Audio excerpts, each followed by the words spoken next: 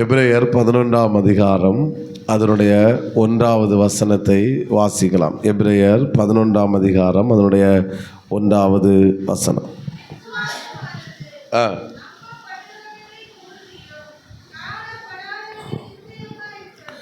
விசுவாசமானது நம்பப்படுகிறவைகளின் உறுதியும் காணப்படாதவைகளின் நிச்சயமாக இருக்கிறது. சத்தமாய் ஆண்டவரை மகிமைப்படுத்துவோம். ஹல்லேலூயா, ஸ்தோத்திரம். எபிரேயர் 11ஆம் அதிகாரத்துக்கு இப்படி வேத வல்லுநர்கள் பட்டியல் கொடுப்பார்கள். இது ஆமென் சொல்லுவார்கள், இது விசுவாச பட்டியல். இந்த அதிகாரத்துக்கு விசுவாச பட்டியல் என்று பெயர் கொடுப்பார்கள். ஆமென். அநேகருடைய விசுவாசத்தை குறித்து இந்த எபிரேயர் 11ஆம் அதிகாரத்தில் சொல்லப்பட்டிருக்கிறது. ஸ்தோத்திரம். பலருடைய விசுவாசம் ஆபேலிருந்து தொடங்குகிறது. 4ஆம் வசனத்தில் ஆபேலிலிருந்து தொடங்கி அப்படி வருகிறது.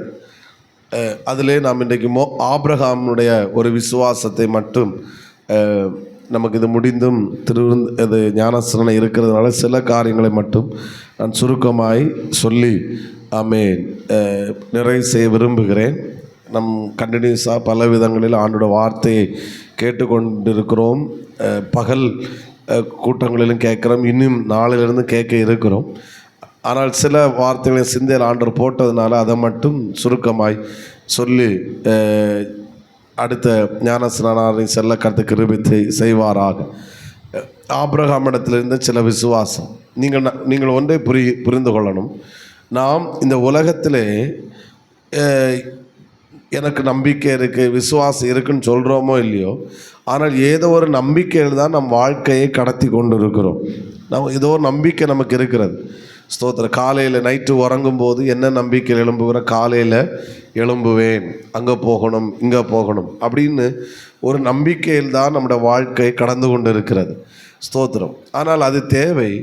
ஆனால் ஆண்டவர் என்ன எதிர்பார்க்கிறார் என்றால், இந்த காரியங்களிலே நம்பிக்கை வைப்பதை காட்டிலும் தேவனிடத்தில் அதிக விசுவாசமாக இருக்க வேண்டும் என்று கர்த்தர் விரும்புகிறார்.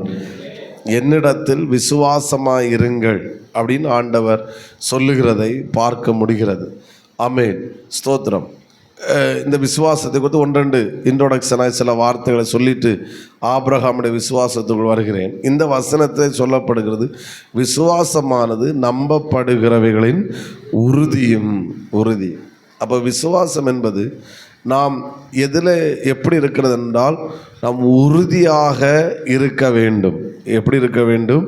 உறுதியாக. அதை கொஞ்சம் கூட ஸ்ட்ராங்காக விவரித்து சொல்ல வேண்டும் என்றால், மன உறுதியாக என்ன செய்ய வேண்டும்? இருக்க வேண்டும். என்ன உறுதியாக இருக்க வேண்டும்? மன உறுதி. ஸ்தோத்திரம். ஆவிக்குரிய காரியங்களில் சில விஷயங்களிலே நாம் மன உறுதியாக இருந்தால் ஆண்டவர் நம் பட்சத்திலே நின்று செயல்படுவதை நிச்சயமாய் பார்க்க முடியும். ஆமென், ஸ்தோத்திரம். ஒரு நம்ம ஃபுல் காஸ்பெல்லாம் தான் இப்போ அவங்க 2 பேரும் பாஸ்டராக இருக்கிறாங்க. திருநெல்வேலியை சேர்ந்தவங்க. ஸ்தோத்திரம். அவங்க ஒரு இந்து குடும்பத்திலேருந்து ரட்சிக்கப்பட்டவங்க. அவங்க அப்பா அந்த பாஸ்டரோட அப்பா ரட்சிக்கப்படாதவர், குடிப்பழக்கத்துக்கு அடிமையாக இருந்தவர். ரொம்ப அந்த ஐயாவளி அந்த இதில் அவங்க ரொம்ப தீவிரமாக இருந்தவர்கள். ஸ்தோத்திரம். ஆனால் இவங்க எப்படியோ ஆண்டவரை சொந்த ரட்சகராக ஏற்றுக்கொண்டார்கள். ஸ்தோத்திரம். இவங்க சபைக்கு வர்றதுனால அவர் இன்னும் குடிச்சிட்டு மனைவியை போட்டு ரொம்ப அடிப்பார். ஆனால் அவர்கள் அந்த அடியை தாங்கிட்டு வலியோடு சபையில் கர்த்தரை ஆராதிப்பார்கள். ஆண்டவர் மேல் அவ்வளோ விசுவாசம், உறுதி இருந்துச்சு. ஒரு முறை பாஸ்டர் இப்படி ஞானஸ்நானத்தை குறித்து பிரசங்கம் பண்ணார். ஞானஸ்நானத்தை குறித்து பிரசங்கம் பண்ணபோது அந்த தாயாருக்கும் பிள்ளைகளுக்கும் ஞானஸ்நானம் எடுக்கணும்னு பயங்கர ஆசை. சர்ச்சுக்கு போகிறதே, சர்ச்சுக்கு போயிட்டு எப்படி அடி கிடைக்கும், இப்போது ஞானஸ்நானம் எடுத்தால் என்ன நடக்குன்னு தெரியாது. ஸ்தோத்திரம். அது திருநெல்வேலி சைடில் இப்போ நம்ம ஒரு மாதிரி அங்கேயும் வெளியே குளத்தில் கொண்டு போய் தான் ஞானஸ்நானம் எடுப்பாங்க. அப்போ பாஸ்டர் கேட்டார், இப்படி உங்களுக்கு இப்படி பண்ணுறீங்க, நம்ம தொட்டின்னா கூட சர்ச்சோடு முடிஞ்சிடும், இது வெளியே கொண்டு போகிறது ஊரில் உள்ளவங்களாம் பார்ப்பாங்களே. அங்கே சொன்னாங்க, என்ன வந்தாலும் பரவாயில்ல பாஸ்டர், ஆண்டவருக்காக மரிப்பதுக்கு நம்ம ஆயத்தங்க, எனக்கு கண்டிப்பாக ஞானஸ்நானம் வேணும் அப்படின்னு. சரி, அவங்க உறுதியை பார்த்துட்டு பாஸ்டர் என்னார்னா, சரி ஓகே ஞானஸ்நானத்தை ரெடி பண்ணி ஞானஸ்நானம் அவங்க ஒரு 15 வருஷத்துக்கு முன்னாடி, 15 இல்லை ஒரு 20 வருஷத்துக்கு முன்னாடி கொட்டடிச்சு அப்படி பாட்டு பாடி அப்படி போனாங்க. ஸோ இவங்க ஞானஸ்நானம் எடுத்துட்டு இவங்க வீட்டுக்கு வர்ற முன்னாடி யாரோ சில நல்ல உள்ளங்கள் என்ன செஞ்சிட்டாங்கன்னா அவர்கிட்ட போட்டு விட்டுட்டாங்க. ஸோ அவர் இன்னும் கொஞ்சம் கூட மற்ற கோபம் ஏறுறதுக்காக கொஞ்சம் எனர்ஜெட்டிக் ட்ரிங்க் எல்லாம் குடிச்சிக்கிட்டு, புரியும் நினைக்கிறேன் என்ன எனர்ஜெட்டிக் ட்ரிங்குன்னு, அதெல்லாம் நல்லா குடிச்சிட்டு வீட்டில் ரெடியாக இருக்கிறாரு. இவங்க ஞானஸ்நானம் எடுக்கிற வரைக்கும் அந்த தைரியமாக உறுதியாக இருந்தாங்க. சோத்திரம் எடுத்து சர்ச்சுக்கு வந்து ப்ரேயர் பண்ணிவிட்டு அனுப்பும்போதாக்கும் பயம் வருது. இனி அவர் என்ன செய்வார், ஆனாலும் கர்த்தர் செய்வது போல் நடக்கட்டும்னு சொல்லி வீட்டுக்கு போகிறதுக்கு ரெடியாக இருக்கிறாங்க. வீட்டுக்கு அவரும் இவங்க 2 பிள்ளைகள், ஒரு நிறைய பிள்ளைங்க உண்டு. ஞானஸ்நானம் எடுத்தது இவங்க 2 பேரும். ஸ்தோத்திரம். வீட்டுக்கு போகும்போது அவர் ஆமேன் ஸ்தோத்திரம் 4 காலில் நிற்கிறாரு. ஒரு கையில் ஒரு பெரிய அறிவாளும் கையில் என்ன செய்யுது இருக்குது. ஸ்தோத்திரம். இவங்களுக்கு புரிஞ்சு போச்சு, என்னமோ இன்றைக்கி ஏதோ ஒன்று என்ன செய்யுது நடக்க போகுது, பிள்ளைகளும் பார்த்துக்கலாம் அப்படின்னு சொல்லிட்டு வீட்டுக்கு போகிறாங்க. இவங்க அப்படியே இது வேற ஒயிட் சாரி கட்டிட்டு பைபிள் தூக்கிட்டு அப்படியே குனிஞ்சு உள்ளே போகும்போது வாசல் இருந்துட்டு அவர் அறிவாளம் கையில் எடுத்துட்டு எங்கே போயிட்டு வாரா, அது சர்ச்சுக்கு போயிட்டு என்னமோ ஞானஸ்நானம் என்னமோ சொன்னார், அது எடுத்தியாக்கம். ஆமாம், இவங்களும் தலையை குனிஞ்சிட்டு ஆமாம் அப்படின்னு சொன்னாங்களாம். அறிவாளம் எடுத்து கழுத்தில் வச்சுட்டு இனி நீ ஞானஸ்நானம் எடுப்பேன்னு கேட்டார். சோத்திரம். இவங்க சொன்னாங்க, இனி சாகிற வரைக்கும் நான் எடுக்கவே மாட்டேன், அப்போ உள்ளே போ அப்படின்றாரு. இவங்க உள்ளே போயிட்டாங்க. பிரைஸ்லாம் ஆமேன்னு சொல்லுங்க பார்க்கலாம். அவரை அதோடன்னு சொன்னார். ஆனால் அன்னைக்கு நாங்கள் அவ்வளோ உறுதியாக இருந்தோம். இன்றைக்கி கர்த்தர்களை ஊழியர்களாகவே மாற்றிட்டார். இன்றைக்கி ஃபுல் காஸ்பல் அவர் ஒரு சென்ட்ரல் பாஸ்டராக அவர் ஆண்டோட ஊழியத்தை செய்து கொண்டு இருக்கிறார். ஆமே. அப்போ சில இடங்களிலே நாம் உறுதியாக இருப்பதை தேவன் அங்கீகரிக்கிறார், தேவன் கனம் பண்ணுகிறார். ஆமேன்னு சொல்லுங்க பார்க்கலாம். அப்போ விசுவாசம் என்பது மன உறுதி. எதை சொல்லுங்க பார்க்கலாம்?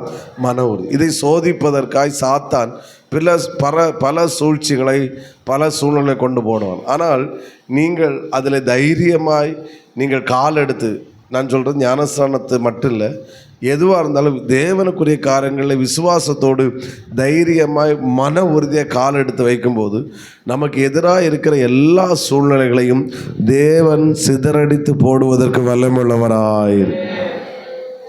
ஆமேன். ஒரு கூட்டம் கண்டிப்பாக நம்மளை என்ன செய்யும்? பரியாசம் பண்ணும். ஒரு கூட்டம் எதிர்க்கும். சில நல்ல உள்ளங்க, நான் இடையிலையும் பகல் கூட்டங்களில் பேசினேன். ஆமேன். ஸ்தோத்திரம். ஏதாவது தப்பு செஞ்சுட்டு வீட்டில் தவறு நடந்துட்டு தண்ணி அடிச்சுட்டு சண்டை இருந்துன்னா ஒன்றும் கண்டுக்க மாட்டாங்க. ஆனால் ஆண்டவர் ஆராதிக்க போகணும், சர்ச்சுக்கு போகணும், ஆவிக்கிற சபைக்கு போகணும்னு சொன்னால் ஸ்தோத்திரம், அந்த குடும்பம் நல்லா இருந்தாலும் 4 பேர் வெளியேருந்து பேச ஆரம்பிச்சிடுவாங்க. நீ போயும் பெண்டிகாஸ்ட் சர்ச்சுக்காக போனா, இவங்களுக்கிட்டே நீ போனா. நான் சொல்கிறேன், என்ன குறைஞ்சி போச்சு? அப்படி சொல்கிறவங்க உங்கள் மேலே உள்ள பாசத்தினால இல்லை, உங்கள் மேலே உள்ள பொறாமையினால் பேசுகிறாங்கன்னு புரிஞ்சுக்கோங்க.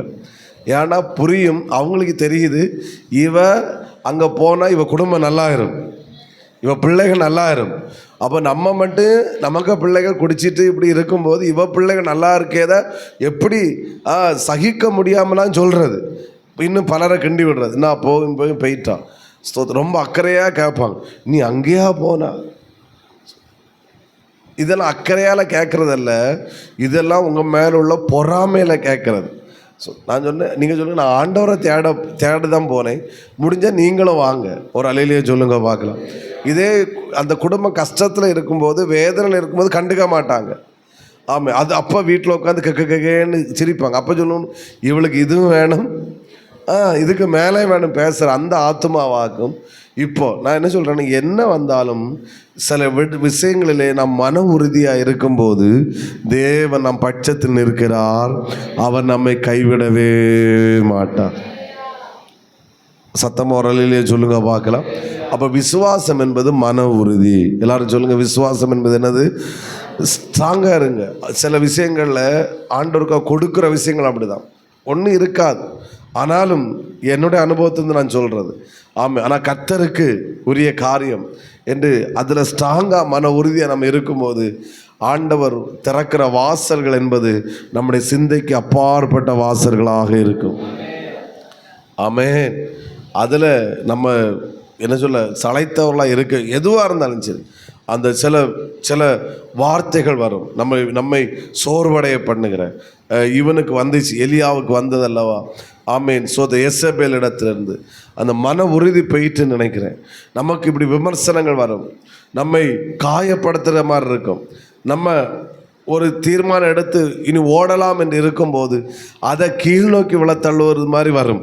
ஆனால் என்ன வந்தாலும் இந்த மன உறுதியை நாம் விடாமல் இருப்போம் என்றால் ஆமென், நம்மை எய்கிற அம்புகள் அவைகள் சிதறடிக்கப்பட்டு விடும். நம்மை சேதப்படுத்த கர்த்தர் விடவே மாட்டார். சத்தமாக ஒரு அல்லேலூயா சொல்லுங்க பார்க்கலாம். இனி சத்தமாக கரங்களை உயர்த்தி ஹல்லேலூயா. அப்போ நம்பர் 1 விசுவாசம் என்பது எதை காட்டுகிறது? மன உறுதி. அடுத்து நம்பப்படுகிற விசுவாசமானது, அடுத்து நம்பப்படுகிறவைகளின் ஒரு காணப்படாதவைகளின் ஒரு நிச்சயமாக இருக்கிறது. ஆமென் சொல்லுங்க பார்க்கலாம். நடக்காத ஒன்றை நடக்கும் என்று நம்புவது தான் விசுவாசம்.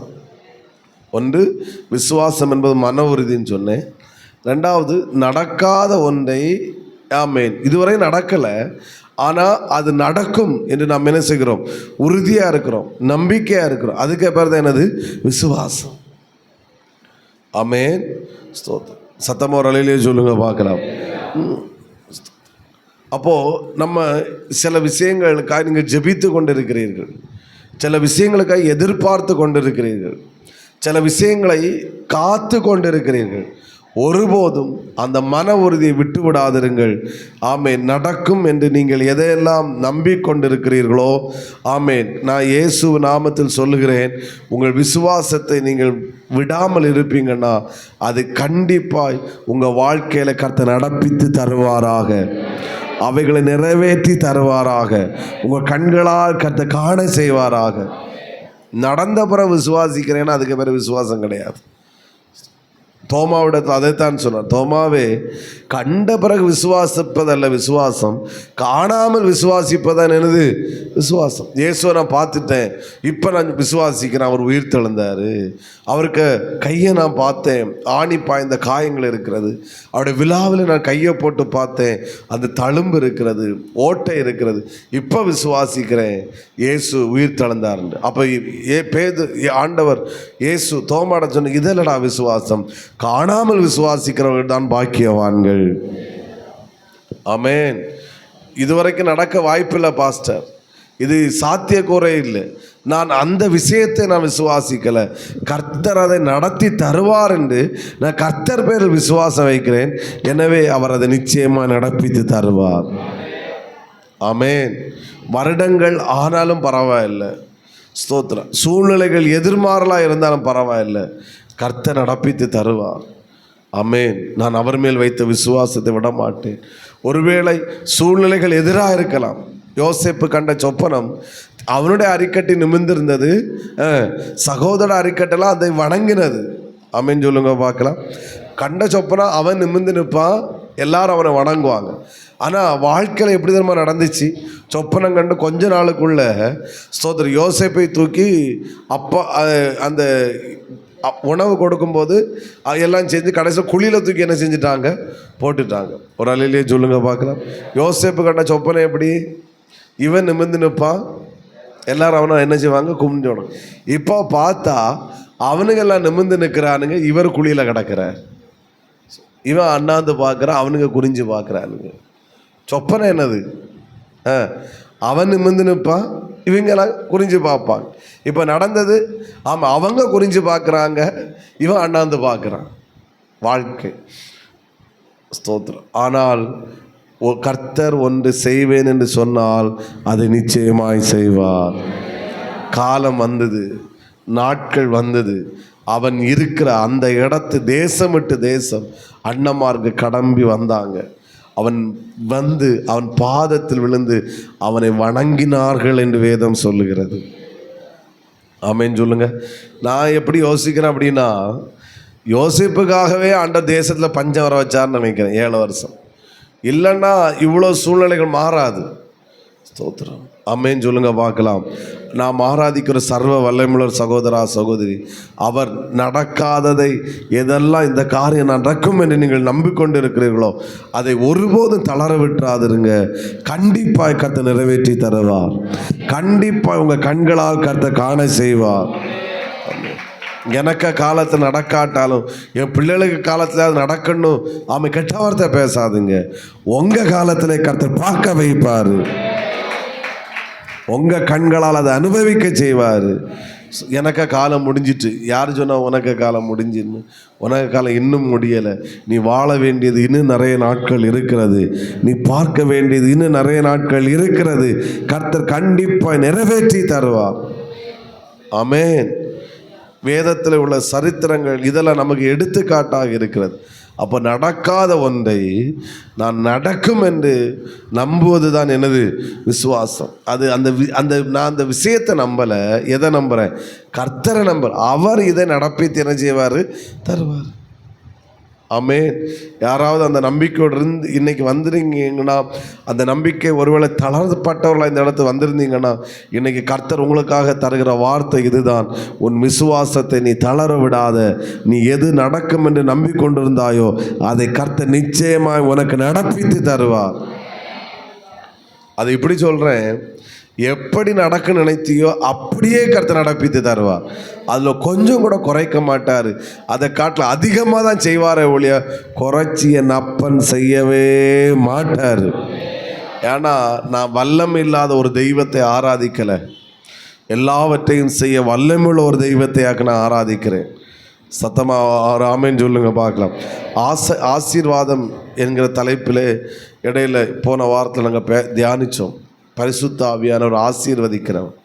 ஸ்தோத்திரம். அந்த ஒரு 2 ராஜாக்கள் 4ஆம் அதிகாரம் எடுக்க வேண்டாம். அந்த பெண் ஒரு தீர்க்கதரிசியோட புத்தருடைய மனைவி. அவள் தீர்க்கதரிசியோட மனைவியும் கூட சொல்லலாம். ஸ்தோத்திரம். அவருடைய வறுமையினால் 2 பிள்ளைகளை என்ன சொல்ல எதுக்கு வாங்க அடிமையாய் கொண்டு போகிறதுக்கு ரெடியாக இருக்கிறாங்க. எலிசாவிட்ட வர்றாங்க. எலிசா சொல்கிறாரு, உன் வீட்டில் என்ன இருக்குது? ஒரு குடம் எண்ணெய் தான் இருக்குது. ஸ்தோத்திரம். கவனிங்க, ஒரு அரை மணிக்கூர்னு சொல்லலாம். ஒரு மணிக்கூருக்குள்ள அவள் வீட்டுக்கு சரித்திரமே மாறிவிட்டது. அவள் வீட்டில் வறுமை தரித்திரம் அப்படி இருந்துச்சு. ஸ்தோத்திரம். நான் நினைக்கிறேன் ஊரில் உள்ள பாத்திரம் எல்லாம் அவளுக்கு வீட்டில் தான் இருந்திருக்குன்னு நினைக்கிறேன். ஆமாம். பாத்திரம் நிறைய எண்ணெய் வந்துக்கிட்டே இருக்கு. அடுத்து பிள்ளைகிட்ட சொல்கிறான், இனியும் பாத்திரம் வாங்கிட்டு வா. அவன் சொன்னா பாத்திரம் இல்லை அப்படின்னா ஊர்லேயே பாத்திரம் இல்லைன்னு நினைக்கிறேன். ஸ்தோத்திரம். ஒரு ஆமேன்னு சொல்லுங்க பார்க்கலாம். அதுக்கப்புறம் தான் எண்ணெய் நின்றுச்சு. எலிசா சொல்கிறாரு, இதை விற்று கடனை அடைத்து நீங்களும் ஜீவனம் பண்ணுங்கள். ஸ்தோத்திரம். நான் சொல்கிறேன், அவள் வீடு ஒரு எண்ணெய் பிஸ்னஸ் ஆட்டே மாறிட்டு. காலையில் ஆமாம் எண்ணெய் வேணுமா? ஆமாம் அவளுக்கு வீட்டுக்கு போய் எண்ணெய் கிடச்சோம். ஸோ ஒரிஜினல் எண்ணெய், குவாலிட்டியான எண்ணெய். வேறு என்ன சொல்லிக்கு? ஸ்தோத்திரம். கலப்படம் இல்லாத எண்ணெய். ஸ்தோத்திரம். ஆமேன்னு சொல்லுங்க பார்க்கலாம். இது எப்படி நடந்துச்சு? எங்கண்டா அது வாங்கி வச்சாங்க? இல்லை, ஒரு குடம் எண்ணெய். நான் நினைக்கிறேன் அந்த குடத்துலேருந்து ஒரு கப்பில் இப்படி ஊற்றி அடுத்த பாத்தில் ஊற்ற அதுவும் நிரம்புது, இதுவும் வற்ற மாட்டேங்குது. ஆமேன்னு சொல்லுங்க பார்க்கலாம். அந்த இயேசு செத்து போகலை. அவர் இன்றைக்கும் ஜீவனோடு இருக்கிறார். அவருடைய வல்லமை குறைந்து போகலை. அவர் இன்றைக்கும் வல்லமிழவராக இருக்கிறார். சத்தமாக ஒரு அலையிலேயே சொல்லுங்க பார்க்கலாம். 3வது இன்னொரு விசுவாசம் என்பது, உலகத்தில் உள்ளவைகள் மேல் என்னுடைய நம்பிக்கை குறைந்து தேவனிடத்தில் என் நம்பிக்கை அதிகரிப்பது. சிலருக்கு நம்பிக்கை பணத்துக்கு மேலே இருக்கும். நீங்கள் தேவன் மேலே விசுவாசம் வச்சிங்கன்னா பணத்துக்கு மேலுள்ள நம்பிக்கை குறையும். யார் மேலுள்ள நம்பிக்கை அதிகரிக்கும்? பிள்ளைகள் மேலுள்ள நம்பிக்கை குறையும். தேவன் மேலுள்ள நம்பிக்கை அதிகரிக்கும். நான் கவனிக்கிறேன். இப்போ எல்லாம் பிள்ளைகளை ஒரு மெஷினாட்டாக்கும் பேரண்ட்ஸ் பார்க்குறாங்க. எப்படியாவது அவனை படித்த வச்சு பெரிய ஆளாக்கணும். ஸோ அவனை டாக்டர் ஆக்கிடணும். நான் சொல்லுவேன், டாக்டரும் என்ஜினியரும் ஆக்குங்க. முதல்ல அவனை மனுஷனாக மாற்றுங்க. ஸோ ப்ரைஸ் சொல்லலாம். ஹல்லேலூயா. பிள்ளைகளுக்கு நல்லது எதுன்னு தெரியல, கெட்டது எதுன்னு தெரியல. பணம் இருக்கும் கூட, பாவங்கள். அவனுக்கு எது வாழ்க்கைன்னு என்னன்னு தெரில, தோல்வின்னு என்னன்னு தெரில, பேலன்ஸ் பண்ண தெரியல. ஸோ திணறாங்க பிள்ளைங்க. முதல்ல மனுஷனாக பிள்ளைகளை வளர்க்க வைப்போம். அதுக்கப்புறம் அவனை ஸ்கூல் ஃபஸ்ட்டும் காலேஜ் ஃபஸ்ட்டும் வேற என்ன ஸ்டேட் ஃபஸ்ட்டு ஸ்போர்ட்ஸில் ஃபஸ்ட்டெல்லாம் ஆக்குவோம், வேண்டான்னு சொல்லலை. அதுக்கு முன்னாடி அவனை முதல்ல ஒரு மனுஷனாக வைப்போம். ஒரு ஆமேன் அல்லேலூயா சொல்லுங்க பார்க்க. ஏன்னா பிள்ளைகள் மேலே அவ்வளோ நம்பிக்கை. இவன் படித்து பெரியாளாகி சம்பாதிச்சிட்டான்னா சோத்திரம், சம்பாதிச்சு ஆமாம் எனக்கு தருவான் சோத்திரம், தந்து சோத்திரம். அப்போ சுகரும் என்னது வேறு எல்லாம் இருக்குது. டாக்டர் இது ஒன்றும் தின்னாத சோத்திரம், அல்லேலூயா எல்லாம் இருக்குது. இது ஒன்று என்ன செய்யாது தின்ன எல்லாம் இருக்கா.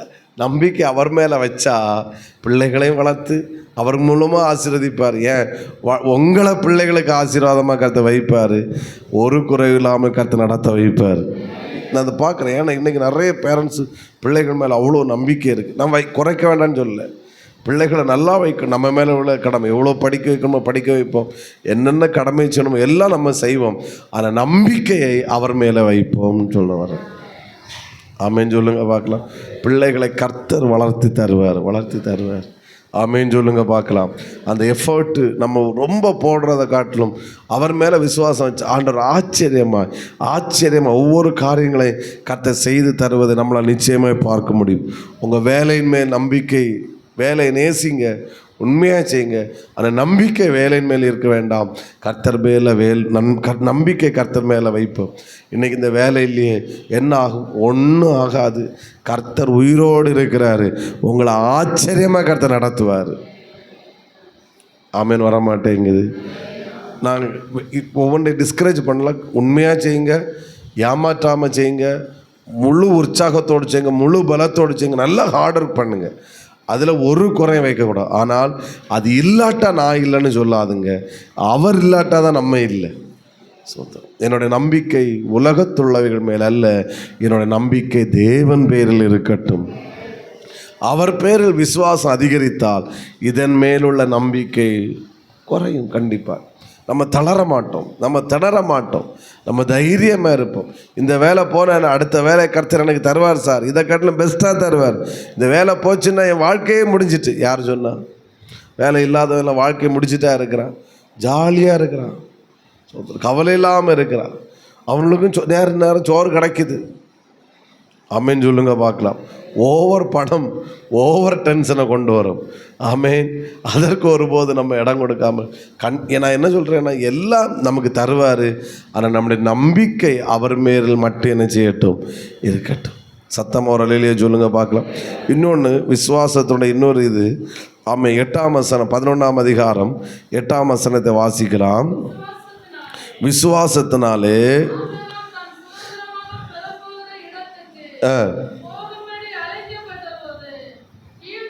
போதும் கீழ்ப்படிந்தான். விசுவாசம் இருந்ததுனால தான் அவனுக்கு தேவனுடைய வார்த்தை என்ன செய்ய முடிந்தது, கீழ்ப்படிய முடிந்தது. விசுவாசம் இல்லைன்னா நீர் போவோம் ஆண்டவரேன்னு சொல்லுவான். இல்லைன்னா எங்கள் அப்பா வயசாகி தேராக இருக்கிறார், அவரை கொண்டு போவோன்னு சொல்லியிருப்பார். இல்லைன்னா எங்கள் வீட்டில் நிறைய பேர் இருக்கிறாங்க, லோத்து தானே, அவனை கொண்டு போன்னு சொன்னார். ஏன் இவன் கீழ்ப்படிந்தான் என்றால் இவனிடத்தில் என்ன இருந்தது, விசுவாசம். அப்போ விசுவாசம் என்பது கீழ்ப்படிதலை நம்முடைய வாழ்க்கையில் கொண்டு வருகிறது. நீங்கள் நல்லா கவனித்து பாருங்கள். ஸோ ஒருவனிடத்தில் கீழ்ப்படிதல் இருக்கிறது என்றால் அவனிடத்தில் விசுவாசம் இருக்கிறது. அவனிடத்தில் விசுவாசம் இல்லை என்றால் அவனுக்கு கீழ்ப்படிதல் கிடையாது. நான் இந்த ஞானஸ்தானம் எடுக்கிற அந்த சொன்னேன் பார்த்தீங்களா?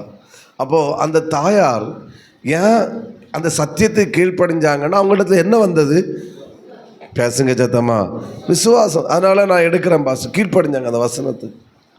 விசுவாசம் வராட்டா எனக்கு மாப்பிள்ளை நான் ஞானஸ்தானம் எடுத்தேன்னு என்ன உயிரோட விடுவாரா, பாஸ்டுமாரோ பிரசங்கம் பண்ணுவேன், அவர் சொல்லுவார் ஞானஸ்தானம் எடுக்கணும், நான் அடி வாங்கிட்டு வார, நான் படுற கஷ்டம் எனக்கு இல்லா தெரியும் புலம்பி இருக்கும்.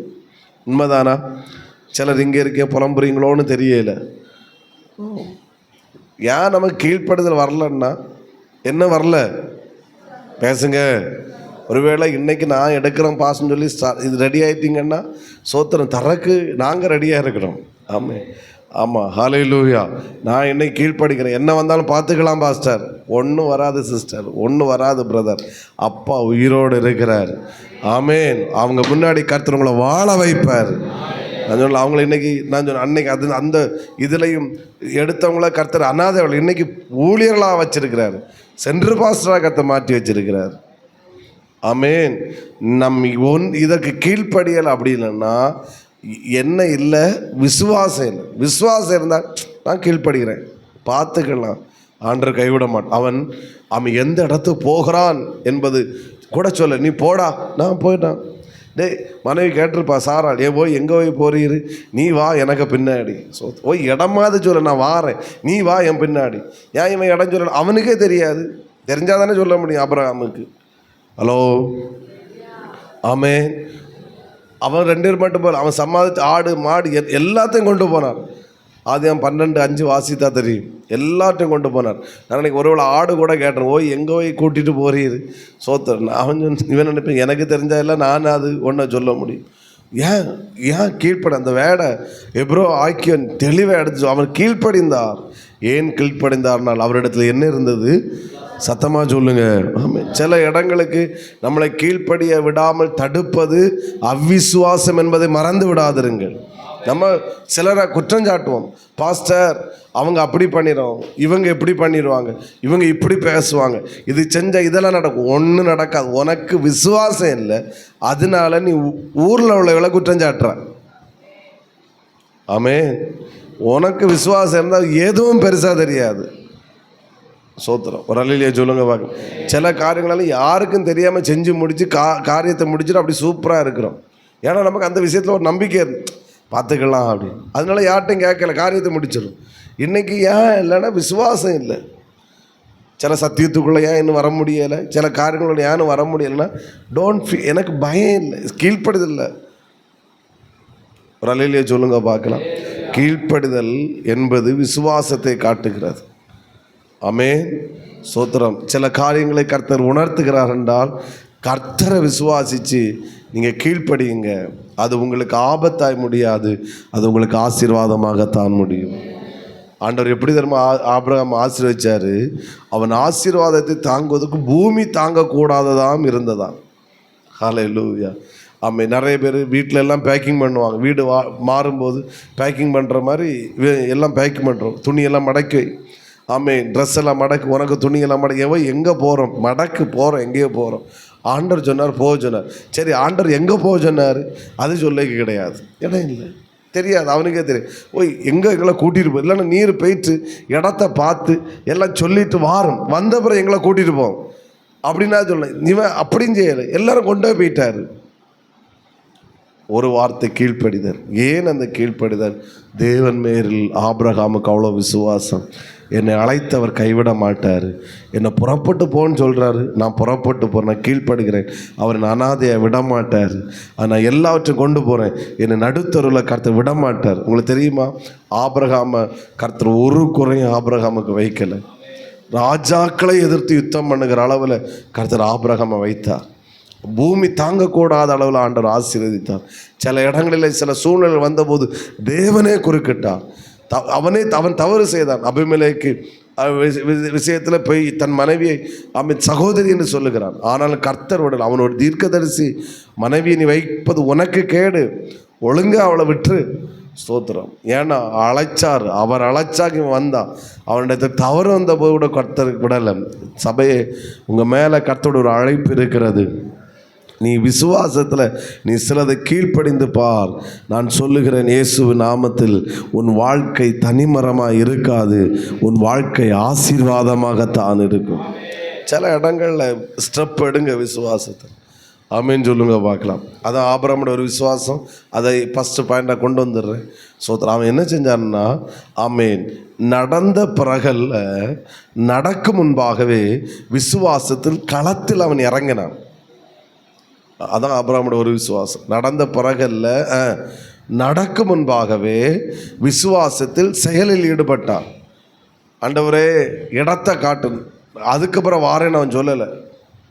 எங்கே காணான்னு போகணுமா சொல்லும், நான் வாரேன் அப்படின்னு அவன் சொல்லலை. எப்படியெல்லாம் ஒன்றும் சொல்லலை. அவன் நடந்த பிறகு, நடக்கிறதுக்கு முன்னாடியே சில இடங்களில் சில விஷயத்தில் நாம் நடந்த பிறகு அவர் சிலதை சொல்ல மாட்டார். சிலதை நாம் களத்தில் இறங்கினாதான் அவர் சொல்லி தருவார்.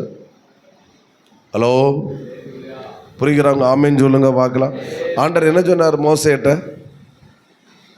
நீ பார்வோனிடத்தில் போய் சொல்லு, அவங்கள ஆராதிக்க விடுவான் அப்படின்னு தான் ஆண்டவர் சொன்னார். இவன் என்ன நினச்சிட்டு போன, நான் சொன்ன உடனே பார்வன் கேட்பான் விடுவான்னு நினச்சார். ஸோ அப்படி உனக்கு வல்லமை காட்டு. கை குஸ்ரோகமானவொடனே கோல் பாம்பா மானவொடனே மோசே நினச்சார் தான் தான் ஹீரோன்னு. போய் பார்த்து கோலை பாம்பா போட்டால் அவனும் கோலை பாம்பா போடுறானுங்க. சோத்திரம். மோசைக்கு என்ன செய்யணும்? ஆண்டவரே ஒரே பருவத்தில் அப்படி சொன்னீரப்பா, நான் கூட இருக்கிறேன்டா, நான் கூட இருக்கிறேன். ராமேன் சொல்லுங்க பார்க்கலாம். ஆண்டவர் மோசே வெட்கப்படுத்தலை. ஆமை வாதைகளை அனுப்பினார். எகிப்து தேசம் என்ன சொல்ல சிதறடிக்கப்பட்டது, சின்ன பின்னமானது, சீர்குலைந்து விட்டது, ஒரு யுத்தம் நடந்த மாதிரி மாறிட்டு கர்த்தர் நேரடி இறங்கினார். அவர் என்ன சொன்னார்? உன்னை எகிப்தில் இருக்கிற இஸ்ரவேல் ஜனங்களை வெளியே கொண்டு வர உன்னை பயன்படுத்தினார். அது மோசே மூலம் கர்த்தர் நிறைவேற்றினார். அவன் களத்தில் இறங்கின போது கர்த்தர் மோசையோடு கூட இருந்தார். அவனுக்கு ஒரு கடைசியில் ஒரு கட்டம் புரிஞ்சிட்டு பார்வோனுக்கு, இனி இந்த இஸ்ரவேல் ஜனங்களை நாம் வைத்திருந்தால் நமக்கு ஆபத்து என்று ஸ்டெப் வச்சான் சார். கர்த்தர் மோசையை கைவிடலை. அடுத்து எகிப்தை விட்டு வெளியே வர்றாங்க. நேராக வந்து நிற்கிறது செங்கடலுக்கு முன்பாக. ஆண்டவரே கானானை கொண்டு போன்னு சொன்னீர், பாலுந்தேன்னு ஓடுகிற தேசத்தை கொண்டு போய் இதுக்கு முன்னாடி கொண்டு வந்து நிற்கிறீர். ஆண்டவருக்கு என்ன நோக்கு முறையிடுகிறது என்ன? உன் கையை நீட்டு. செங்கடலுக்கு நேராக பார்த்தா கடல் ரெண்டா பிளக்குது. பிரயாணம் பண்ணு. ஆண்டவர் சொல்லல செங்கடல் வரும், அங்கே செங்கடல் நான் பழக்கம் ஒன்றும் சொல்லலை. அவன் ஒவ்வொரு ஸ்டெப்பை எடுத்து வைக்கும்போது தான் கர்த்தர் ஒவ்வொரு வாசல் அவனுக்காய் திறந்தார். அவன் செயல்பட்டார். நல்லா கவனிங்க. இன்றைக்கி சில காரியங்கள் உங்கள் வாழ்க்கை நடக்காமல் இருப்பதற்கு நீங்கள் இன்னும் விசுவாசத்தோடு செயலில் இறங்காதது தான் என்பதை மறந்து விடாதிருங்க. நீ ஒவ்வொரு ஸ்டெப்பு போனாதான் ஆமேன் அதுக்கு அடுத்த ஸ்டெப்பு கர்த்தர் வைப்பார். நீ இங்கே உட்கார்ந்துட்டு செயலில் இறங்காமல் இருந்து எப்படி அடுத்த லெவலுக்கு உன்னால் போக முடியும்? முதல்ல இறங்கு, பிரயாணம் பண்ணு. தேவன் அழைத்தார் என்றால், தேவ சித்தம் என்றால் அவரை விசுவாசித்து களத்தில் இறங்கு, செயலில் இறங்கு. கர்த்தரை ஒவ்வொரு ஸ்டெப்பாக கர்த்தர் உங்களை நிச்சயமாய் நடத்துவார்.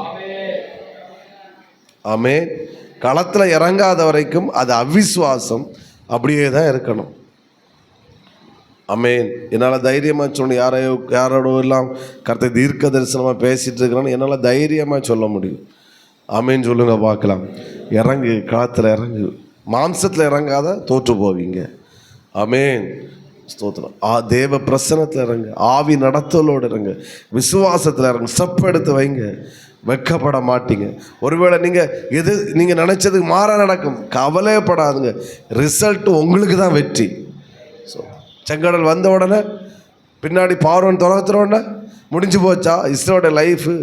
ஆமென். துரத்தினவர்கள் தான் செங்கடல் அமிழ்ந்து போனார்களே ஒழிய துரத்தப்பட்டவர்கள் செங்கடலை தாண்டி கரை சேர்ந்தார்கள். ஐயோ ஐயோ, சத்தமாக ஒரு ஆமேன் சொல்லுங்க பார்க்கலாம். ஆமேன். சோத்திரம். நான் இடையில சொன்னேன், எல்லாரையும் கர்த்தர் நடத்துவார். ஆனால் எல்லாரையும் ஒரே போல கர்த்தர் நடத்த மாட்டார்.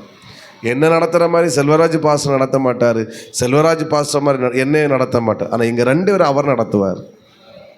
ஆமாம். உங்களையும் நடத்துவார். உங்களை நடத்துகிற மாதிரி என்ன நடத்த மாட்டார், என்ன நடத்துகிற மாதிரி உங்களை நடத்த மாட்டார். ஆனால் நம்ம எல்லாரையும் அவர் நடத்துவார். ஆமேன்னு சொல்லுங்க பார்க்கலாம். அந்த சிஸ்டருக்கு அப்படி நடந்தது போல் எனக்கு அப்படி நடக்குன்னு நினைக்காதுங்க, வாய்ப்பே கிடையாது. அவங்களுக்கு நடந்தது நேர் எதிர்மாறலாம் தான் அவங்களுக்கு நடக்கும். ஆனால் ரிசல்ட்டு உங்களுக்கு வெற்றியாக இருக்கும். ஹலோ, ஆமீன். வர மாட்டேங்குது. சத்தமாக ஒரு அலையிலேயே சொல்லுங்க பார்க்கலாம். ஏன்னா உங்களை குறித்த தெய்வ திட்டம் அது வேற, அவர்களை குறித்த தெய்வ திட்டம் அது வேற. ஆமீன். உங்களை நடத்தி வந்த பாதை வேற, அவர்களை நடத்தி வந்த பாதை வேற. ஒரு இடத்துல உட்கார வச்சிருக்கிறார், அவ்வளோதான். ஆனால் உங்களை அழைத்தவர் வல்லமை உள்ளவர். நீ களத்தில் இறங்கு. ஆமேன்னு சொல்லுங்க பார்க்கலாம். ஆபிரகாமுடைய ஒரு விசுவாசம் நடந்த பிறகல்ல, நடக்கும் முன்பாகவே ஆமென் அவன் விசுவாசத்தில் செயல்பட்டான். அவனை கர்த்தர் தோல்வியாக முடிய விடலை, வெற்றியாக தான் கர்த்தர் அவனை முடிய பண்ணினார். தன் மக்பேலா குகை தானே மனைவி அடக்கம் பண்ணது. ஆமாம். அங்கே போய் என் மனைவி எப்படியோ அடக்கம் பண்ணுங்க சார், எனக்கு பைசா இல்லை, நான் ஒன்றும் இல்லாமல் வீட்டை விட்டு இறங்கினேன், என் மனைவி அடக்கம் பண்ணுறதுக்கு வாய்ப்பு இல்லை அப்படின்னு ஆபிரகாமை கெஞ்ச வைக்கலை. அவனுக்கு சொல்கிறேன், நீ இவ்வளோ பெரிய செல்வசீமா, ஸோ உனக்கெல்லாம் ஒரு இடம் தர்றது எங்களுக்கு பாக்கியம் சார், நீ ஃப்ரீயாட்டே கொண்டு போ அந்த கனம். அது சொல்லணும், என் மனைவியை ஓசி இடத்துல நான் அடக்கம் பண்ண மாட்டேன், பணத்தை சொல்லி நான் தந்துட்டு போகிறேன். என்ன லெவல், என்ன லெவல். எலியேசர் ஆமே போய் லாபான வீட்டில் பேசும்போது, என் எஜமான் ரொம்ப கஷ்டப்படுறாரு, ஒரு பையன்தான் உண்டு, எப்படியாவது அவனை வச்சு காலத்தை கடத்திடுவார், எப்படியாவது பிள்ளைய கொடுங்க கெஞ்சலை. ஆண்டவர் எலியேசரை வைக்கலை. சொல்கிறேன், என் எஜமான் செல்வஜீமானா இருக்கிறான், உனக்கு பிள்ளை அவ கடந்து வந்தாங்கன்னா ஸ்தோத்திரம், அவள் நல்லா இருப்பா, வேணா அனுப்பி வை. ஸ்தோத்திரம். அப்படி தான் பேச வைக்கிறார். ஆண்டவரை நம்பி களத்தில் இறங்கினவனை மற்றவருடைய பார்வையில் பரிதாபமாய் பார்க்குற அளவில் வைக்கலை, அவனை பிரமிப்பாய் பார்க்குற அளவில் தான் கர்த்தர் வச்சார். ஆமென். ஒருபோது உங்கள் விசுவாசத்தை புருஷன் மேலேயும் பிள்ளைகள் மேலேயும் மனைவி மேலேயும் பாஸ்டர் மேலேயும் சபை மேலே இல்லை, உங்களோட ஃபுல் ஃபோக்கஸ் அவர் மேலே இருக்கட்டும்.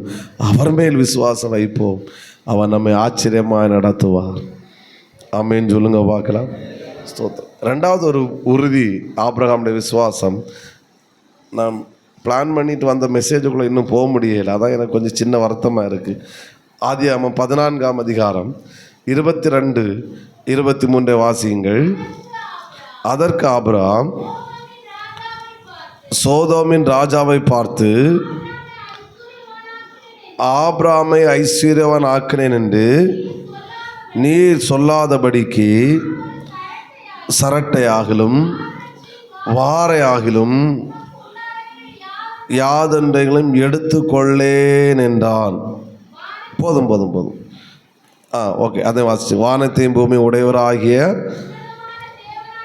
கர்த்தருக்கு நேராக என் கையை உயர்த்துகிறேன். ஒரு அலையிலேயே சொல்லுங்க பார்க்கலாம். என்னை ஆசீர்வதிப்பது சோதோமின் ராஜாவாக இருக்கக்கூடாது, என்னை ஆசீர்வதிப்பது வானத்தையும் பூமியும் உடையவராகிய கர்த்தர் என்னை ஆசீர்வதிக்க வேண்டும். ஹலோ, ஆமே, சத்தமாக ஒரு ஆமே. எனக்கு வருகிற உயர்வும் மேன்மையும் அது மனிதனிடத்திலிருந்து வரக்கூடாது, எனக்கு எது வந்தாலும் அந்த வழியாகத்தான் வரணும். ஆமே, ஹல்லேலூயா. அதான் ஆபிரகாமுடைய விசுவாசம், அவனுடைய உறுதி. ஒன்று களத்தில் எடுத்து வச்சான் ஸ்டெப்பு, ரெண்டாவது அவன் அதில் ஸ்ட்ராங்காக இருந்தான். இவன் மூலம் வந்துச்சு, இவன் மூலம் வந்துச்சு, நோ, எனக்கு ஒரே ஒருவர் மூலமாகத்தான் வரணும், அது வானத்தையும் பூமியும் படைத்த சர்வ வல்லமையுள்ள தேவனிடத்திலிருந்து. அதான் எனக்கு வேணும், அதுதான் நிலைச்சு நிற்கும், அதான் என்னை ஆசீர்வதிக்கும். இன்னைக்கு சோதோமன் ராஜா கொண்டு தந்தான்னா ஒரு வாரம் தாண்டி வந்து கேட்பான், நான் தந்ததை திரும்பி தான். அவர் தந்தார்னா திருப்பி தான் கேட்க மாட்டார், அவர் தந்தார்னா இன்னும் திருப்பி தருவார். ஹலோ, ஒரு ஆமேன்னு சொல்லுங்க பார்க்கலாம். சில மனிதர்கள் கிஃப்டாக கொடுத்தான். இடையில ஸ்தோத்திரம், ஒரு ஊழியரோடு பேசிகிட்டு இருக்கும்போது அவர் சொன்னார், ரொம்ப உடஞ்சிருந்தார் எனக்கு தெரிஞ்ச ஒருத்தர். அப்போ கேட்கும்போது கிஃப்டாக கொடுத்தாங்க, என் ஒய்ஃபு சுகம் இல்லாமல் ஹாஸ்பிட்டலில் அட்மிட்டாக இருக்கும்போது ஒரு விசுவாசி பாஸ்டர் இதை வச்சுக்கோங்கன்னு கிஃப்டாக கொடுத்தாங்க. ஸோ நான் அதை வாங்கி செலவு பண்ணேன். இப்போது கேட்குறாரு, இப்போ திருப்பி கேட்குறாரு, அது நான் கடனாக தான் தந்தேன், எனக்கு அந்த பைசாயை திருப்பி தான் அப்படின்னு ரொம்ப அழுதுட்டார். இப்போ திருப்பி நான் கொடுத்தேன் பாஸ்டர் அப்படின்னார். ஸோ அவர் சொன்னால், என் ஒய்ஃபுக்கு இப்படி ஒரு ஆபத்து வரும், இப்படி ஒரு சுச்சுவேஷனில் என்னால் செய்ய முடியாத ஒரு சூழ்நிலை வந்துட்டே அப்படின்னு சொல்லி ரொம்ப உடஞ்சார். அப்போ பேசி தைரியப்படுத்தி திடப்படுத்தணும். ஒரு அலையிலேயே சொல்லுங்க பார்க்கலாம். மனுஷன்லாம் இப்படி பண்ணும்போது அவன் திருப்பி கேட்பான், கிஃப்டாக கொடுப்போம், நாங்கள் இல்லைன்னா சொல்லியாவது காட்டுவான். சோத்திரம். நான் கொடுத்தாக்கும், ஆமே, அந்த அவள் வீடு கட்டினா நான் கொடுத்தாக்கும், பிள்ளையை கல்யாணம் பண்ணி கொடுத்து நான் கொடுத்தாக்கு, அதை செஞ்சான்னு காது கிளிய சொல்லிகிட்டே இருக்கணும். அதனால் இயேசு நாமத்தை அதெல்லாம் ஸ்டாப் ஆகட்டும், ஒரே ஒருத்தரிடத்துலேருந்து மட்டும் எனக்கு வரட்டும், அது வானத்தையும் பூமியை படைத்த கர்த்தரிடத்திலிருந்து. அல்லையிலே வரமாட்டேங்குது. சிலரை கர்த்தர் எழுப்புவார், அது நமக்கு ஆசீர்வாதமாய் மாறும். ஆனால் என்னுடைய நம்பிக்கை அங்கேருந்து வந்துடணும், இங்கேருந்து வந்துடணும், எங்கேருந்து வர வேண்டாம். எத்தனை பேர் உங்களுக்கு வலது கரத்தை உயர்த்த ஆயத்தம்? ஆபிரகாமை போல என்னை ஆசீர்வதிப்பது, என்னை உயர்த்துவது, என்னை மேன்மைப்படுத்துவது எந்த மனுஷன் இருக்காண்டாம், அது தேவனாக மட்டுமே இருக்கட்டும். நான் தட்டுகிற ஒரே கதவு அது தேவனாகிய கர்த்தராக மட்டும்தான் இருக்கட்டும். அவருடைய கதவை தான் தட்டுவேன், அவருடைய வாசலை தான் தட்டுவேன். அங்கே அவர் திறந்தால் எனக்கு அது ஆசீர்வாதம். என்னைக்காவது ஆண்டு சொல்லி காட்டியிருக்காரா? உன்னை உயர்த்தினேன்ல, உன்னை நன்மை செஞ்சேன்ல, உனக்கு ஆசீர்வாதம் தந்தால திருப்பி தான் என்னைக்கா ஆண்டவர் கேட்டிருக்கிறாரா? ஹலோ சொல்லுங்க, சோத்திரம் ஆமேன்னு சொல்லுங்க பார்க்கலாம். இன்னும் தந்து கொண்டே தான் சார் அவர் இருக்கிறாரு. எனவே எனக்கு வருகிற ஆசீர்வாதம் அவர் மேலே மட்டும்தான். சத்தம் ஓரலையிலேயே சொல்லுங்க பார்க்கலாம். விசுவாசிக்கிறவங்க இன்னும் சத்தத்தை உயர்த்தி ஸ்ட்ராங்காக இருங்க. இந்த பிள்ளைகளை வளர்த்துங்க. மக்களே, நான் உன்னை தந்து ஆசீர்வதிக்க கூடாது மக்களே, ஆண்டவர் தந்து தான் நீ ஆசீர்வதிக்க பண்ண. அப்படி சொல்லுங்க. ஆண்டவர்கிட்ட ஜெபம் பண்ணு. சின்ன சின்ன தேவைகளை ஆண்டவர்கிட்ட கேளு, ஆண்டவர் தருவார். அப்படியே பிள்ளைகளை பழக்கி எடுத்துட்டோன்னா பிள்ளைகள் அம்மாவை நம்பாது, அப்பாவை நம்பாது. ஆமேன், ஸ்தோத்திரம். ஆண்டவரை மட்டும் நம்புவாங்க. அப்பா மூலம் தான் ஆண்டவர் ஆசீர்வதிப்பார், அம்மா மூலம் சந்தித்தாலும். ஆமேன். அப்படி பழகிட்டோன்னா பிள்ளைகளை நம்பிக்கை ஆண்டவருக்கு மேலே இருக்குது. நம்ம ஒன்று செஞ்சால் கூட சொல்லி கொடுங்க, நீ இப்படி ஜெபம் பண்ணா பார்த்தியா, ஆண்டவர் அதை வாசலை திறந்தார், அதனால் இது நான் உனக்கு செய்கிறேன், இன்னும் நீ ஆண்டவர்கிட்ட ஜெபம் பண்ணு. ஒரு அலையிலேயே சொல்லுங்க பார்க்கலாம். நம்ம எந்த தேவை வந்தாலும் என்ன வந்தாலும் நம்முடைய கண்கள் அங்கே இங்கேயும் போகாமல் அங்கே மட்டும் போகட்டும். நான் சொல்கிறேன், அவர் கைவிட மாட்டார், கைவிட மாட்டார். பிரைஸ் எல்லாம் முழங்க. ரொம்ப தேவையா, ரொம்ப டென்ஷனாக, ரொம்ப இதாக கதவை போட்டுங்க, முடிஞ்ச குடும்பமாக உட்காருங்க, சோத்திரம், கண்ணை மூடுங்க, அழுங்க, ஏசப்பா கதறுங்க. உங்களுக்கான வாசல்களை கர்த்தர் திறப்பார். ஆச்சரியமாக கர்த்தர் உங்களை நடத்துவார். அப்படி கொஞ்சம் பழகிட்டோம் அப்படின்னா அதுக்கு அடுத்து நமக்கு யாரும் கேட்க நமக்கு வராது. ஆமேன்னு சொல்லுங்க பார்க்கலாம். மற்றவர்கிட்ட கேட்டு கேட்டு பழகிட்டோன்னா ஒரு சூழ்நிலை வரும்போது அங்கே போமா இங்கே போமான்னு வரும். ஆபிரகாமுடைய விசுவாசம், எனக்கு வருகிற உயர்வும் மேன்மையும் அது மனிதனிடத்திலிருந்தல்ல, யாரிடத்திலிருந்து வர வேண்டும்? சத்தமாக ஒரு அலையிலேயே சொல்லுங்க பார்க்கலாம். மூன்றாவது ஆபிரகாமுடைய ஒரு விசுவாசத்தை மட்டும் சொல்லி முடிக்கிறேன். 16ஆம் அதிகாரம், எபிரேயர் 11:16 அதிகாரத்தை வாசிங்க.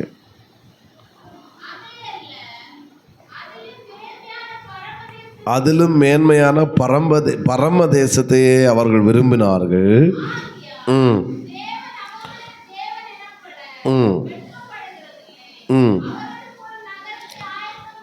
அதே போல் 13 பாதியிலிருந்து 13 அந்த வலது பக்கத்தில் இருக்கிற பாதையில் வாசிக்கிறேன். பூமியின் மேல் தங்களை அந்நியரும் பரதேசிகளும் என்று அறிக்கையிட்டு விசுவாசத்தோடு மரித்தார்கள். அல்லேலூயா சொல்லுங்க பார்க்கலாம். அவங்க மரணம் எப்படி இருந்துச்சு சொல்லுங்க சத்தமாக. விசுவாச மரணம். எல்லாரும் சொல்லுங்க, என்ன மரணம்? விசுவாச மரணம்னு அர்த்தம் என்ன? அதைத்தான் 16 வாசித்தோம். அதே அல்ல, அதிலும் மேன்மையான ஒரு பரம தேசத்தை அவர்கள் என்ன செய்தார்கள்? விரும்பினார்கள். அவர்கள் தேவன் என்னப்படுவதற்கு அவர் வெட்கப்படவே இல்லை. சத்தமாக ஒரு அலையிலேயே சொல்லுங்க பார்க்கலாம். மூன்றாவது ஒரு விசுவாசம் இருந்துச்சு. இந்த பூமியில் உள்ளவங்க ஏன் அவங்க அவ்வளோ நம்பிக்கை விசுவாசம் அவங்களுக்கு இல்லைன்னா அவங்களுக்கு தெரியுது ஏங்க ஒரு அந்நியராக இருந்தாங்க, ஏங்க ஒரு பரதேசிகளாக இருந்தாங்கன்னா, சத்தமாக ஒரு அலையிலேயே சொல்லுங்க பார்க்கலாம், அவர்களுக்காக ஒரு பரம தேசத்தை கர்த்தர் ஆயத்தம் பண்ணி வச்சிருக்கிறாரு. அந்த வார்த்தை எப்படி இருக்கும்? ஆமேன். 16 கடைசி, அவர்களுக்கு ஒரு நகரத்தை ஆயத்தம் பண்ணினாரே. அப்போ ஒரு வீட்டை ஆபிரகாமுக்கு ஆண்டவர் ஆயத்தம் பண்ணி கொடுக்கல, ஒரு பட்டணத்தை, ஒரு சிட்டியே பரலோகத்தில் ஆபிரகாமுக்கு எழுதி கொடுத்துட்டார், கொண்டு போ அப்படின்ட்டார். ஒரு கைத்தட்டு தட்டுவீங்கன்னு நினச்சேன். பிரைஸ் எல்லாம் ஆபிரகாமுக்கு கொடுத்தா எங்களுக்கு என்ன பாஸ்டர் அப்படின்னு எங்களுக்கு தருவார்னு சொல்லுங்கள், நாங்கள் டைவ் அடிக்கிறோன்னு நீங்கள் சொல்லுவீங்க. இப்போ பிரைஸ் எல்லாம் ஒரு ஆமேன்னு சொல்லுங்கள். ஹல்லேலூயா. ஆபிரகாமுக்கு அல்ல, அவரை விசுவாசிக்கிற அத்தனை பேருக்கும் ஒரு அழகிய தேசத்தை கர்த்தர் ஆயத்தம் பண்ணி கொண்டே இருக்கிறார். அந்த நாட்டுக்கு நம்ம போக போகிறோம். எத்தனை பேர் நம்பிக்கை இருக்குது?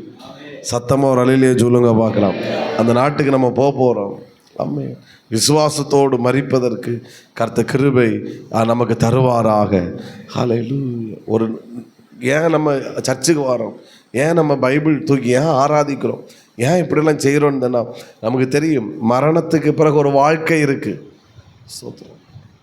அந்த வாழ்க்கை பரலோகத்தில் இருக்கட்டும். ஆமேன். வரமாட்டேங்குது அந்த விசுவாசம். நம்ம ஏன் ஞானஸ்நானம் எடுக்கிறோம்? சோத்திரம்.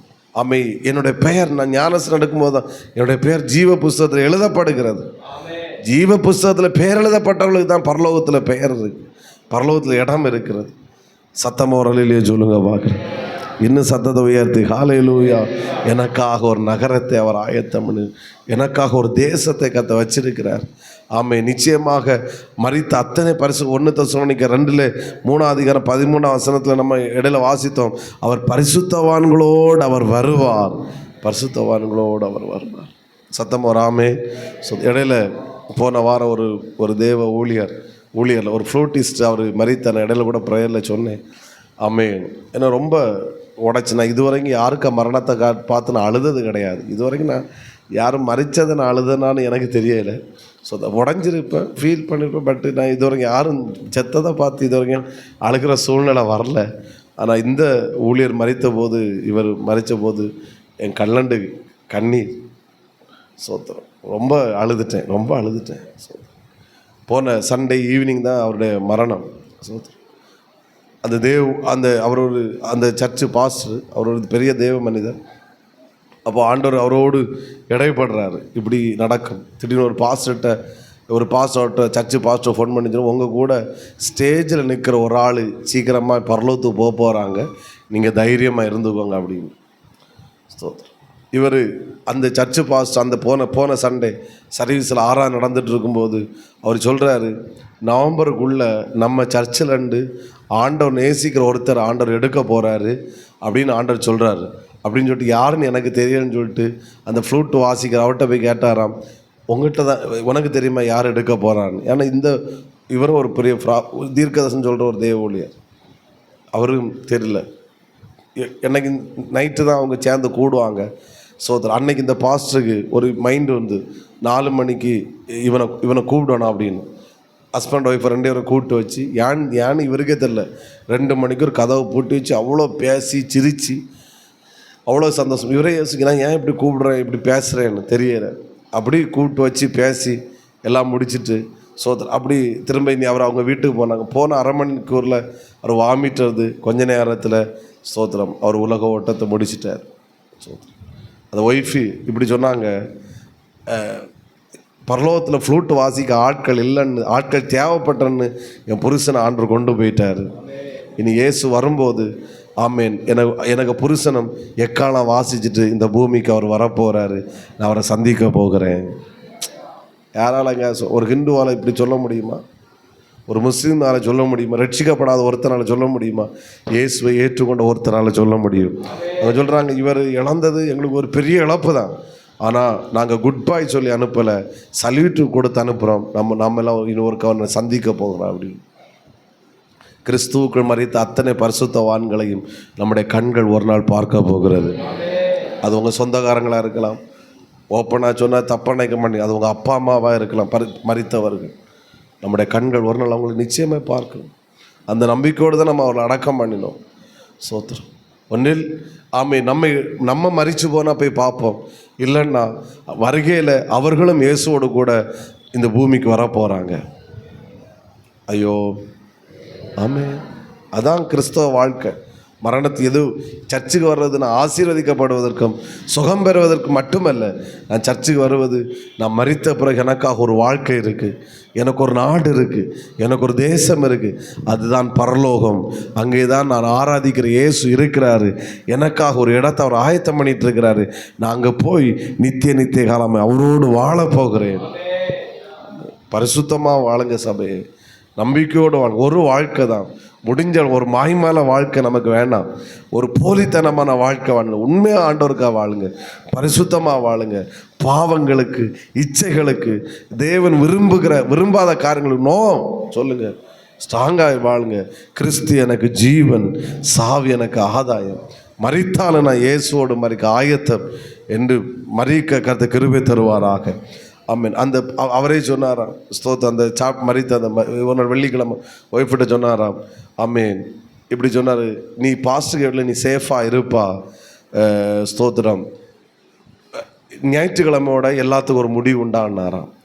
இவர் கேட்டார், நீ புருஷனை பார்த்து நீங்கள் ஏன் அப்படி சொல்கிறீங்க? இல்லை அப்படின்னாரு.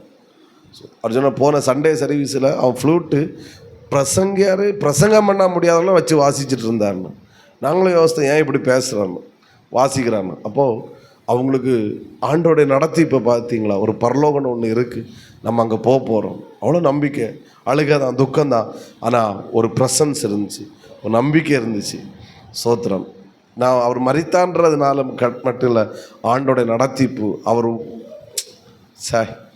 எங்கள் தம்பிகிட்ட ஃபோன் பண்ண சொன்னேன், டேய் செத்தா நம்ம இப்படி சாவணும்ல அப்படின்னார். ஆமேன்னு சொல்லுங்கள் பார்க்கலாம்.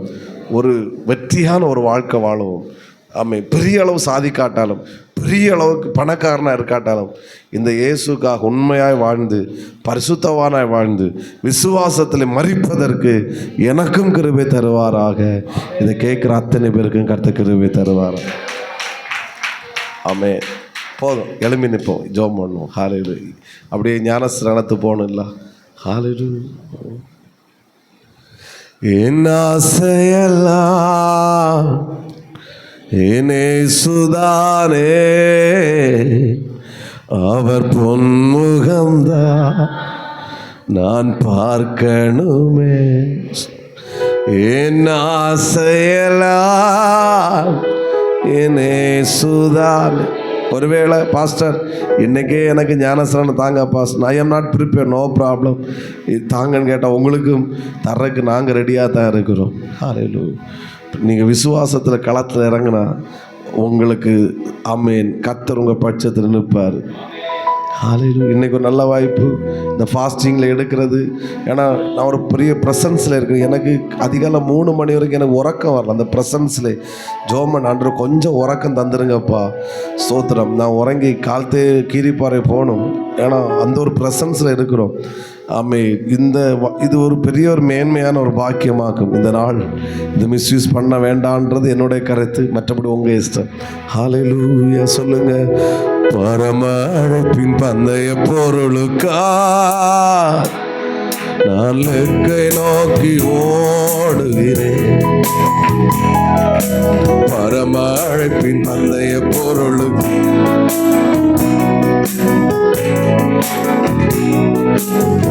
கையை தட்டி ஓடுகிறேன், நான் ஓடுகிறேன். சேர்ந்து ஓடுகிறேன், நான் ஓடுகிறேன்.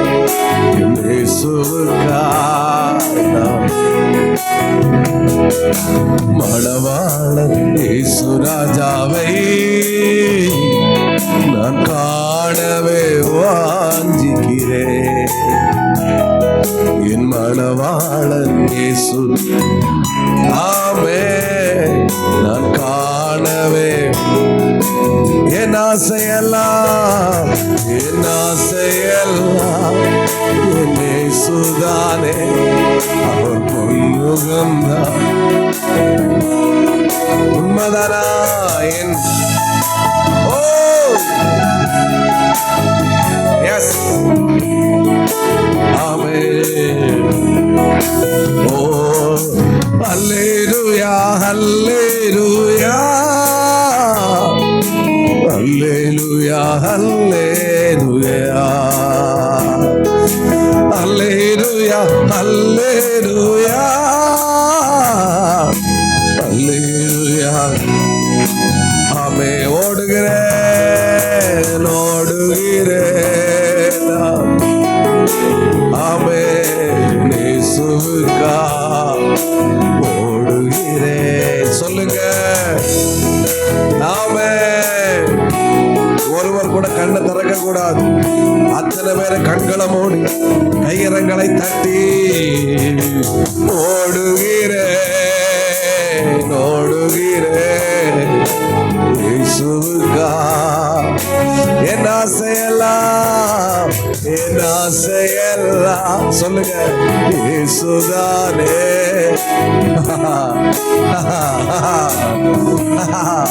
ஓ சொல்லுங்க.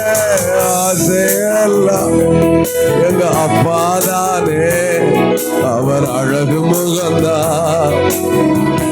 கடைசியா ஒரு முறை கூட என் ஆசையெல்லாம்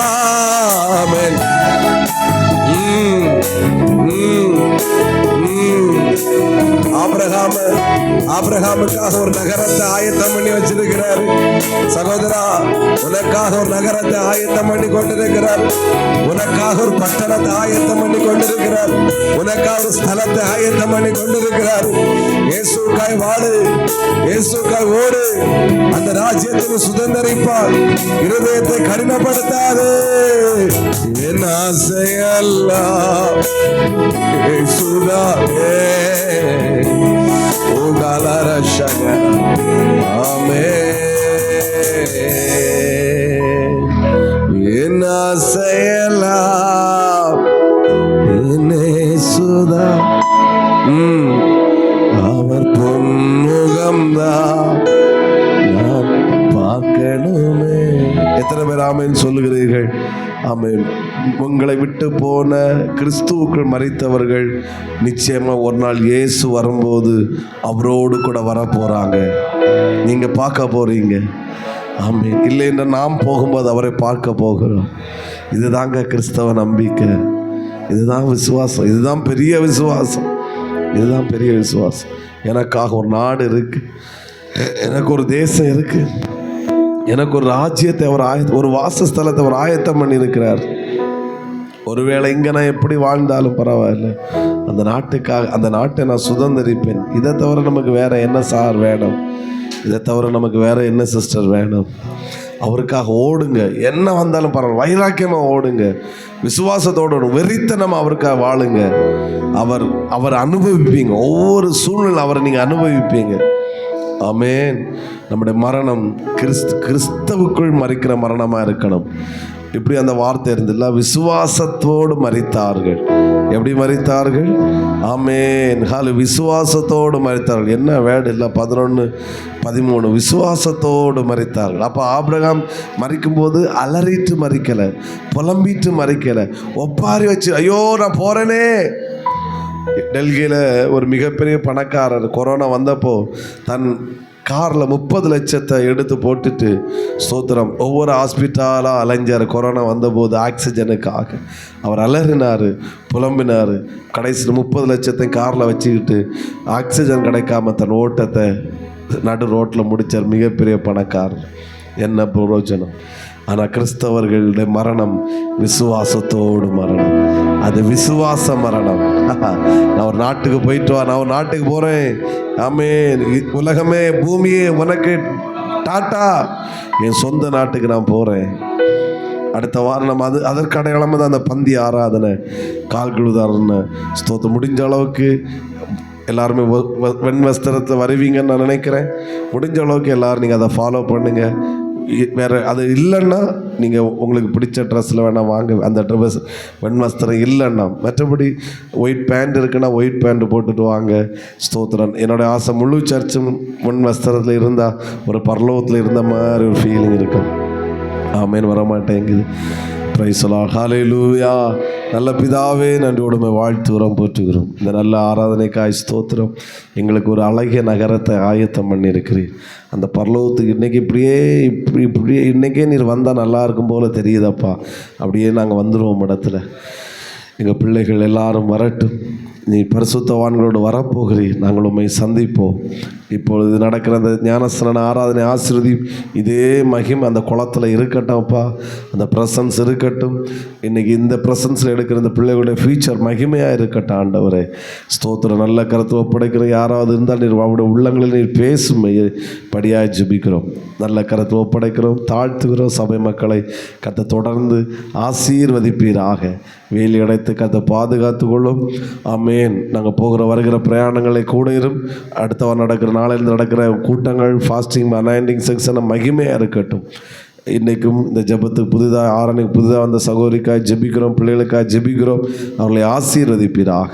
இயேசுவின் நாமத்தில் பிதாவே. என் ஆத்துமாவே கர்த்தரை ஸ்தோத்திரி, என் முழுமையுடைய பரிசுத்த நாமத்தை ஸ்தோத்திரி.